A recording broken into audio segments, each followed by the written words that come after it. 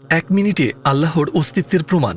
একবার ভাবুন তো, একটা ঘরে ঢুকলেন আর দেখলেন আপনার নাম লেখা আছে দেয়ালে, কিন্তু আশেপাশে কেউ নেই। তখন আপনি কি ভাববেন? আপনার চোখ বলবে এখানে কেউই তো নেই, কিন্তু আপনার মন বলবে কেউ না কেউ তো লিখেছেই, তাই না? একটা অক্ষরও নিজে নিজে তৈরি হতে পারে না। তাহলে নিশ্চয়ই কেউ একজন আছে যে আপনার নাম জানে, যে জীবিত, আর যার আছে ক্ষমতা। আপনি তাকে দেখতে না পেলেও তাতে কিছু যায় আসে না। তারপর আপনি একটা আয়নার দিকে তাকিয়ে আপনাকে দেখেন আর একই প্রশ্ন করেন, আপনাকে কে তৈরি করেছে?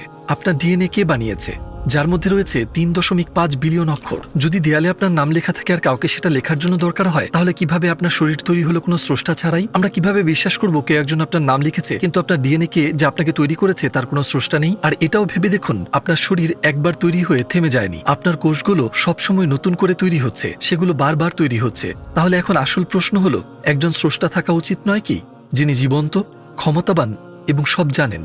অণু পরমাণুতে এই গুণগুলো নেই, তাহলে কার আছে? এই ভিডিওটা আপনার সেই বন্ধুদের সাথে শেয়ার করুন যাদের এটা শোনা দরকার।